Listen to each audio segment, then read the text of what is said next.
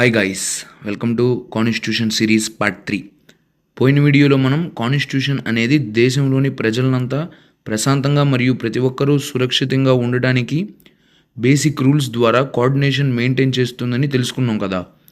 So ఈ పార్ట్లో మనం కాన్స్టిట్యూషన్ ఇంకా ఏమేం చేస్తుందో తెలుసుకుందాం. Welcome to our channel impartial history.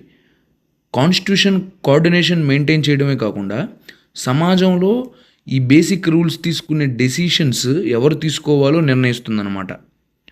అలాగే గవర్నమెంట్ ఎలా ఏర్పడుతుందో కూడా కాన్స్టిట్యూషనే మనకి తెలియజేస్తుంది.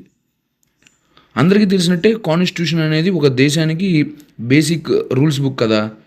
కానీ ఆ బేసిక్ రూల్స్ అంటే ఏంటి? ఆ రూల్స్ని ఎందుకు మనం ఇంపార్టెంట్గా తీసుకుంటాం? అసలు ఆ రూల్స్ని ఎవరు డిసైడ్ చేయాలి? ఆ సమాజంలో మనకి ఏది ఇంపార్టెంట్ రూలో అని ఎలా డిసైడ్ చేస్తాం?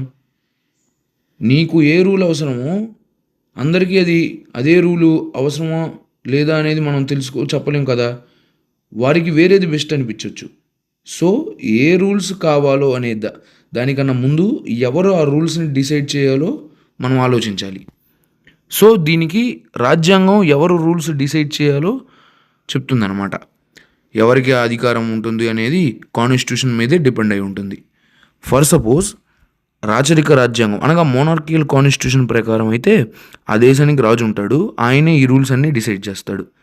అదేవిధంగా కొన్ని రాజ్యాంగాల ప్రకారం దేశంలో సింగిల్ పార్టీ ఉంటుంది, ఇంకా ఒక్క పార్టీ ఉంటుంది అన్నమాట అధికారంలో, అదే ఈ రూల్స్ అన్నిటిని డిసైడ్ చేస్తుంది.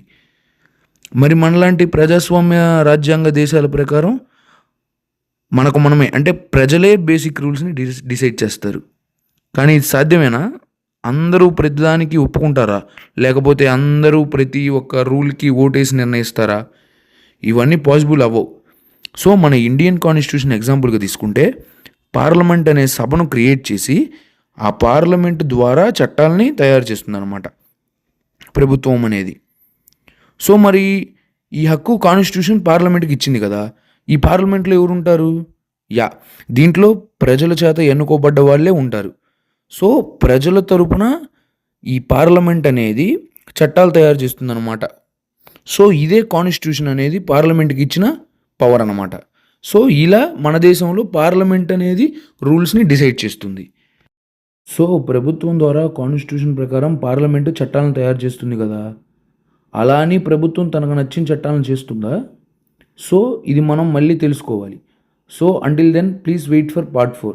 నా వీడియోస్ కనుక మీకు నచ్చినట్లయితే like, share, subscribe. Thanks for watching.